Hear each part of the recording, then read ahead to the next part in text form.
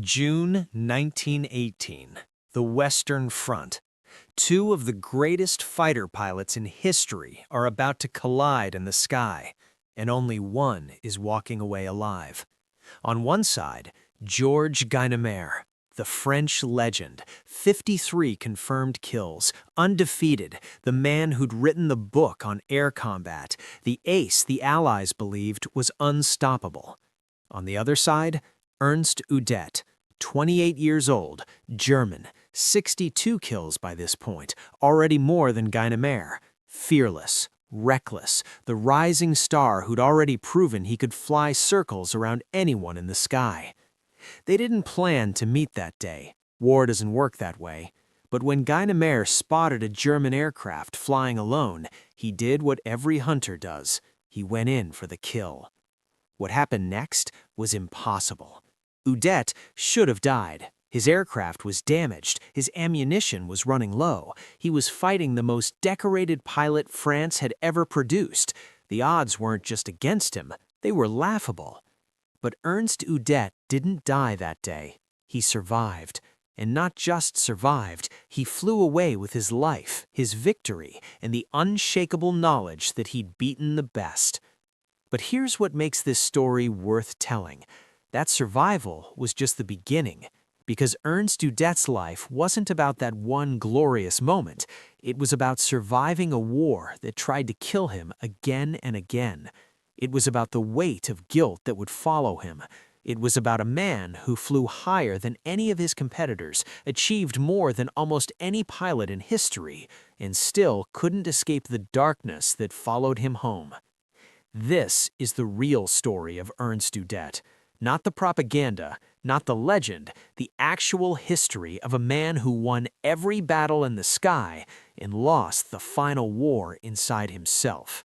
And it all started with that impossible duel with Guynemer, the moment when Udet discovered that he was different, that he was capable of surviving what should have killed him. The question is, was that survival a gift or a curse? Ernst Udet wasn't born to be a fighter pilot. There's no grand narrative of a boy staring at the sky dreaming of glory. His story is stranger than that. He grew up in Munich, son of a successful businessman, comfortable, educated, the kind of boy who was supposed to become a lawyer or an engineer, not a combat pilot. His father had money, his family had position, there was no need for him to risk his life. But Ernst was different. He had a wildness in him that couldn't be contained. He wanted motion, speed, the feeling of pushing a machine to its absolute limit. Before the war, he raced motorcycles, not casually, seriously. He was fast and he knew it. He had the reflexes of a dancer and the aggression of a predator. When you watched Ernst on a motorcycle, you could see something in him that most people didn't have, a willingness to accept risk that bordered on suicidal. When World War I started, Ernst volunteered, not because he was patriotic, though he was German and his country was at war. He volunteered because he wanted to be part of something dangerous. He wanted to fly. Per German military records, Udet entered flight training in 1915. He was decent at it, but not outstanding. He crashed a few times during training. He survived, he was promoted, he was assigned to reconnaissance missions first. Boring, dangerous, but boring. Then in 1916, he was transferred to fighters, single-seat aircraft, the kind where you're alone in the sky with an enemy and nobody can help you. That's when Ernst Udet came alive. His first confirmed kill came on March 15, 1916, a French aircraft. It wasn't spectacular, nobody celebrated, but it was the first of what would become a long, bloody series of victories.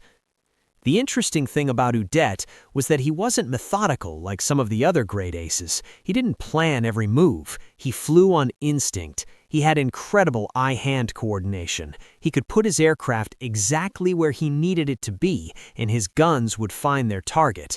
It was almost supernatural.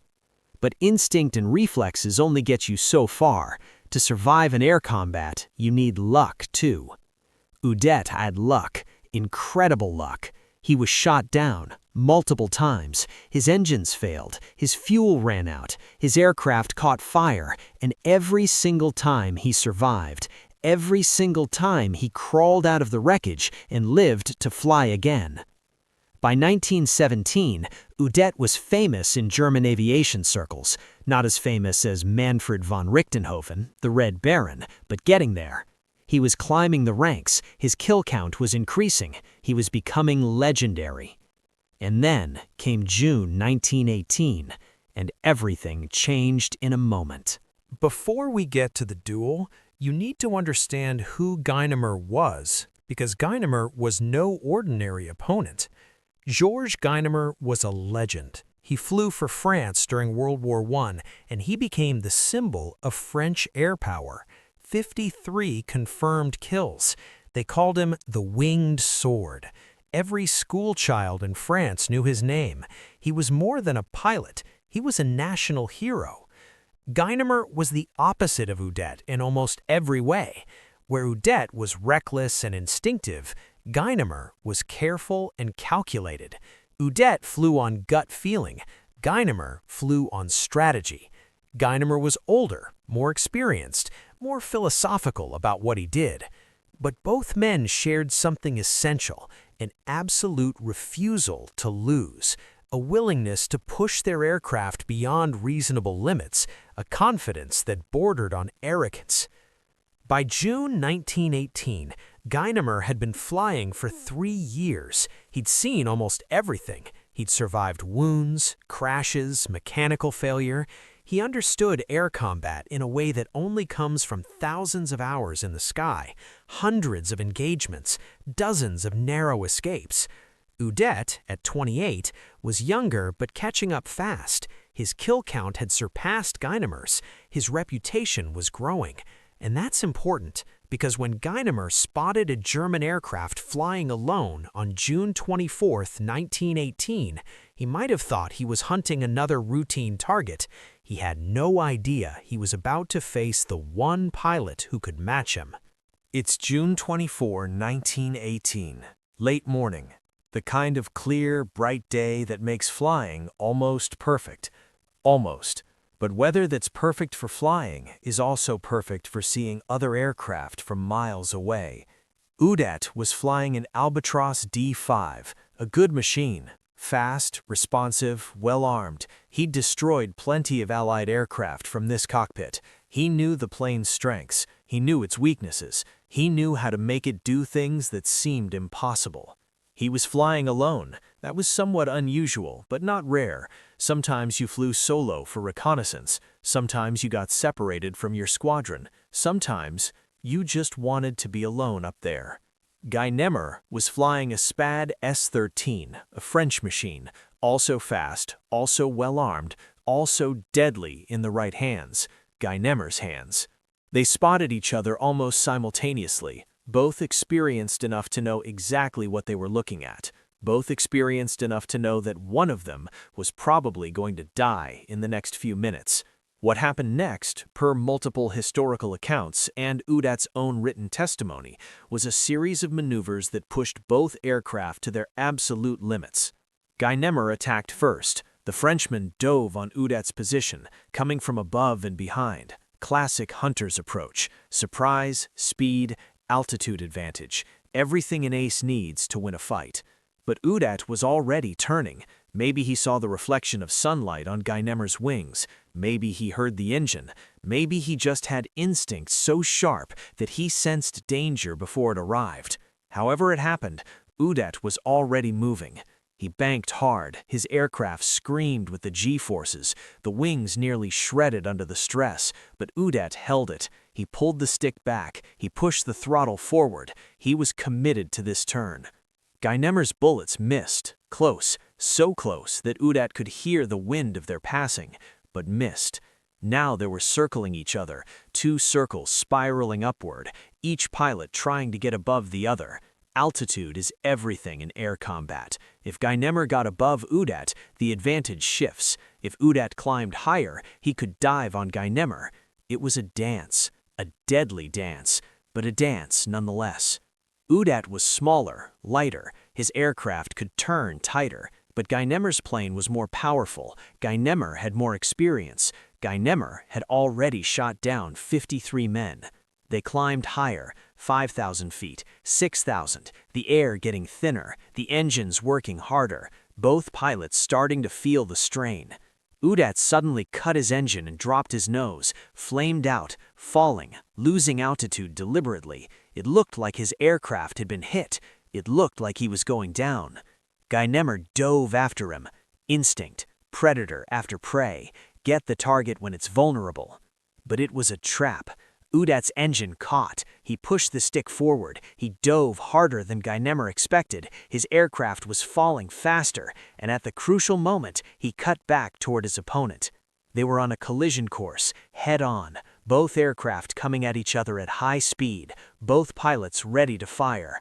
Udet fired first. His machine guns opened up. The bullets were visible, tracer rounds painting a line through the air between the two aircraft. Guynemer fired back. His guns answered Udet's challenge.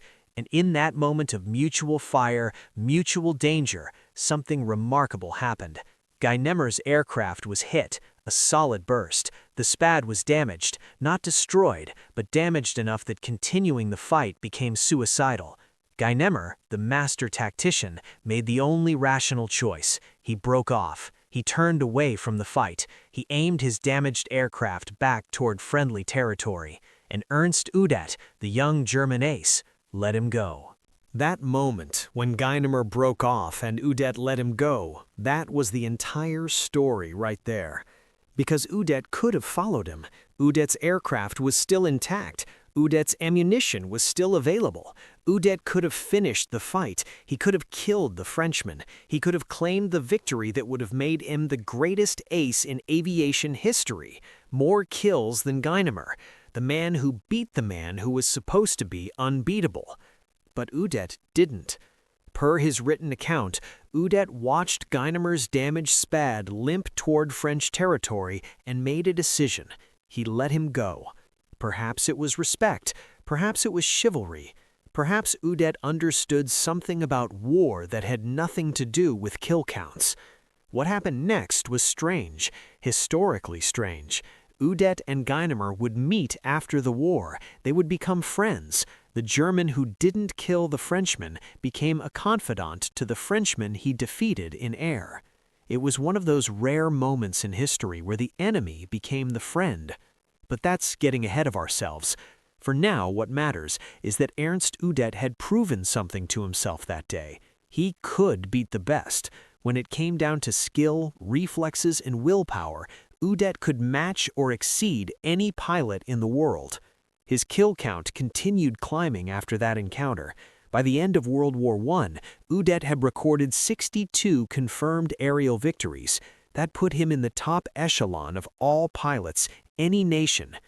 But here's where the story gets dark, because Udet survived World War I, and that survival would become its own kind of torture. Per German military records, Udet was alive when the war ended on November 11, 1918. He'd survived 4 years of combat, hundreds of engagements, dozens of close calls. His aircraft had been damaged repeatedly. He'd been wounded. He'd crashed. In every time, he'd survived.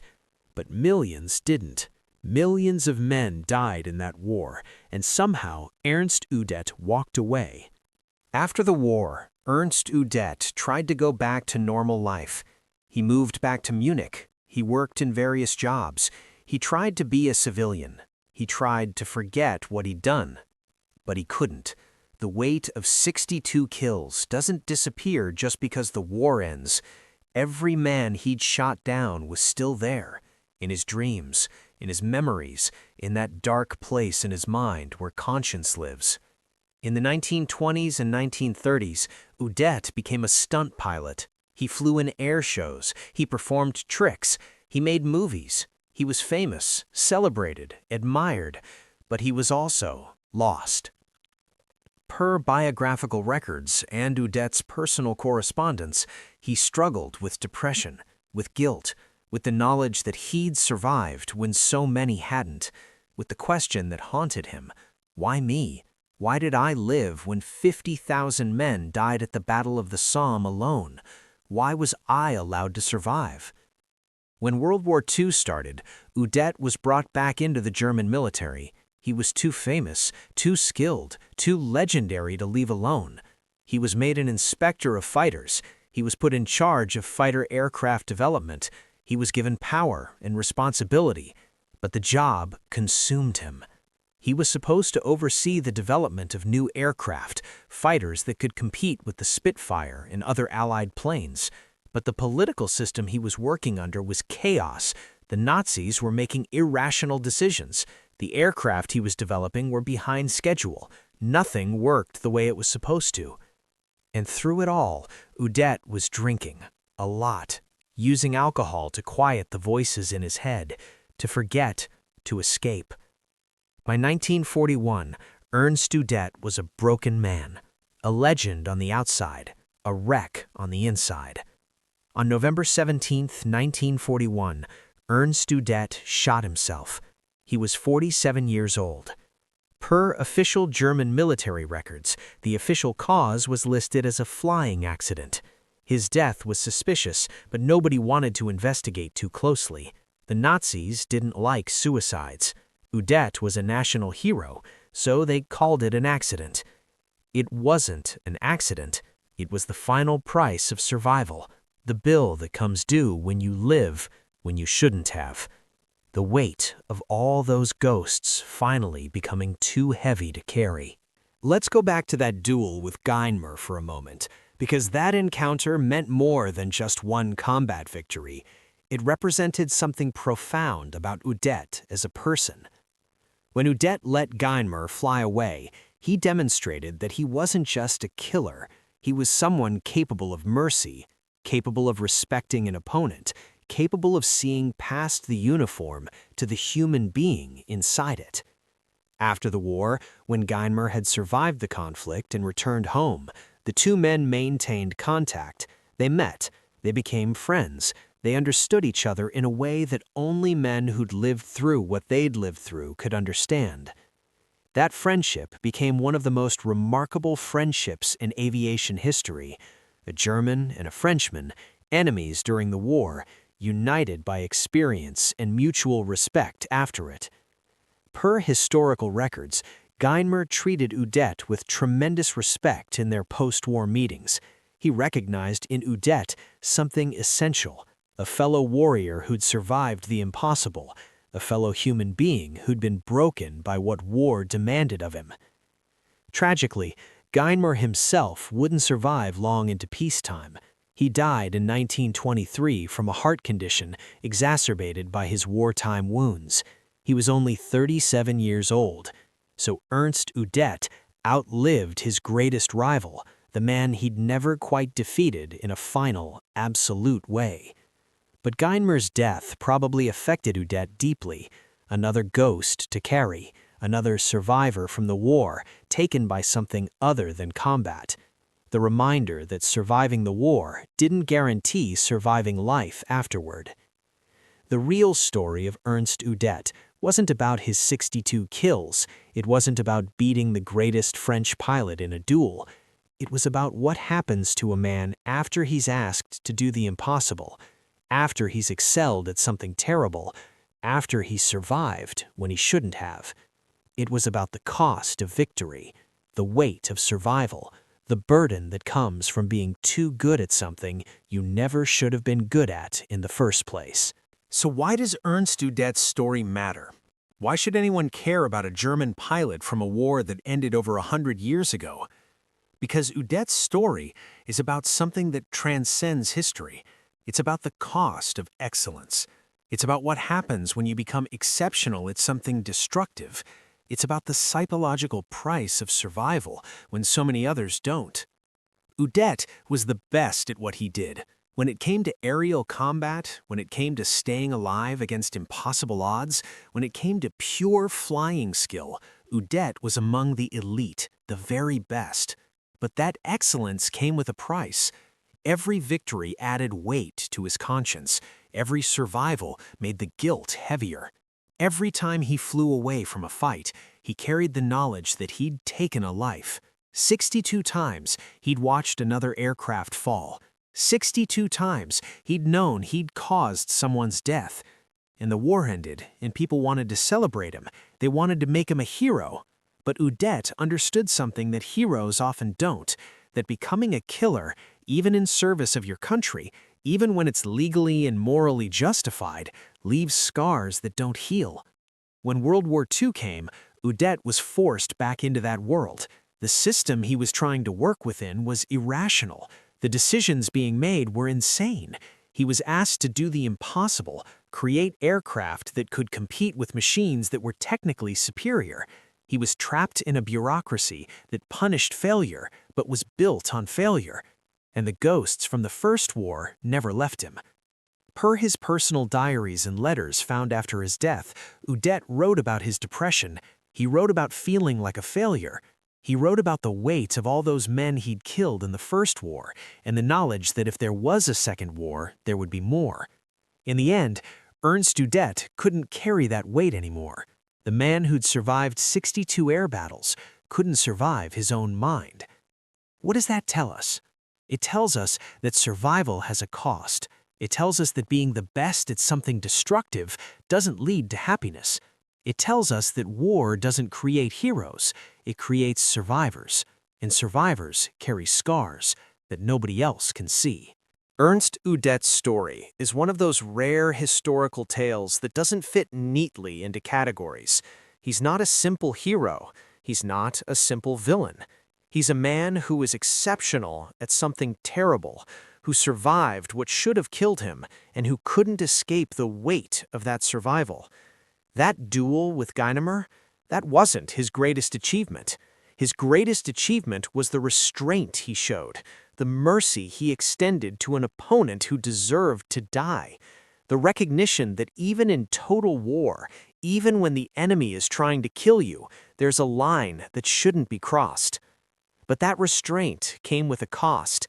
It came with knowledge, knowledge of what he'd done, knowledge of what war does to men, knowledge that he carried for the rest of his life. When we think about World War I, we think about the millions who died.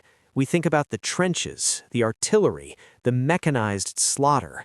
We rarely think about the men who survived it, the men who had to live with what they'd done, the men who came home and discovered that surviving was sometimes harder than dying. Ernst Udet was one of those men, and his story reminds us that wars don't end when the fighting stops. They continue in the minds and hearts of those who survived them. The ghosts don't disappear, they just get quieter, living in the background, waiting for moments of weakness. If this story affected you, hit that like button, subscribe for more WWII and WWI Untold tales, the stories that reveal the human cost of war, and comment, what do you think would have happened if Udet had killed Guynemer that day? Would that victory have saved him or destroyed him further? Next week, we're covering the French pilot who survived a parachute fall from 20,000 feet with a broken back and still flew again. A story of resilience against impossible physical odds. Thanks for watching. Remember, survival sometimes comes with a price that death never could.